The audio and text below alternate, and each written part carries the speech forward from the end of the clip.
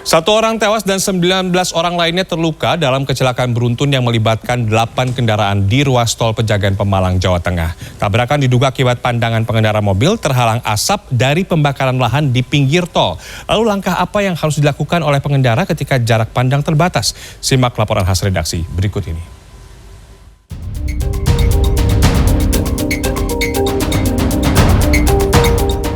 Kecelakaan terjadi di kilometer 253 Tol Pejagan Pemalang, Desa Kluwut, Kecamatan Bulakamba, Kabupaten Brebes, Jawa Tengah pada Minggu siang.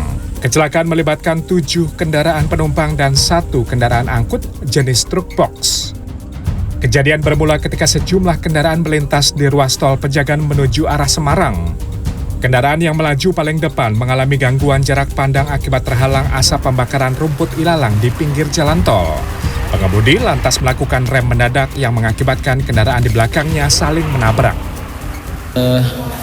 Tadi saya melihat kabut asap pengap banget. Begitu saya mau melintasi itu benar-benar udah gelap gulita. Pikiran saya udah wah kayak kiamat gitu kan. Ternyata di depan saya itu udah 6 unit beruntun. Nah, baru saya yang nyusul belakang. Kecelakaan ini mengakibatkan seorang tewas dan 19 lainnya terluka.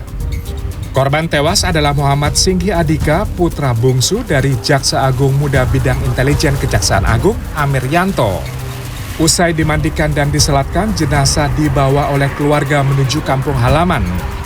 Sementara korban luka dirawat di 2 rumah sakit di Kabupaten Brebes, yakni Rumah Sakit Bakti Asih dan Rumah Sakit Mutiara Bunda. Insiden kecelakaan ini dalam penanganan Polres Brebes. Beliau Muhammad Singgi Adika, putranya dari Pak Dr. Amir Yanto. Sehingga kami verifikasi ternyata betul beliau putranya Pak Amir Yanto. Jasara Harja menyatakan akan menanggung seluruh biaya pengobatan para korban luka kecelakaan. Adapun korban tewas, Jasara Harja akan memberikan santunan sebesar 50 juta rupiah. Adapun untuk besaran santunan korban meninggal dunia adalah 50 juta dan yang mengalami luka-luka telah dijamin oleh Jasara Harja ada sebesar 20 juta dan seluruh biaya perawatannya akan ditagihkan oleh rumah sakit kepada Jasara Harja.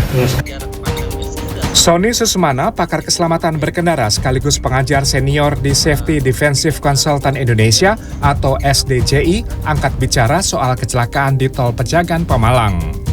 Menurut Sony, setidaknya ada 2 hal yang harus dilakukan oleh pengendara ketika jarak pandang terbatas, yaitu mengurangi kecepatan dengan menyalakan lampu senja atau berhenti. Jadi ketika memang sudah benar-benar berbahaya, kita nyalakan lampu senja.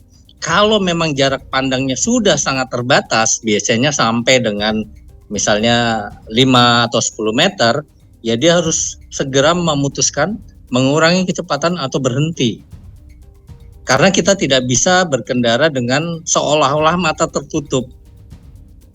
Ya kan, jarak pandang terbatas kan artinya mata tertutup.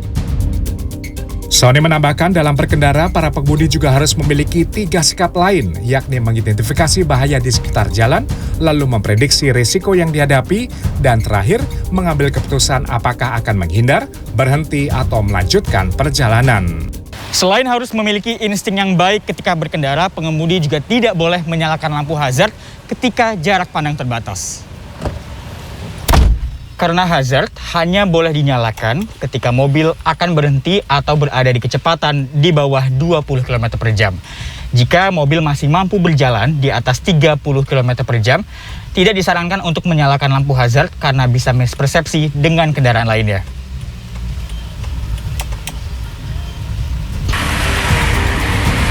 Berkendara memang penuh risiko, namun sebagai pengendara yang bijak ada baiknya untuk mempelajari cara menghadapi segala situasi yang dapat terjadi di jalan, termasuk ketika jarak pandang terbatas.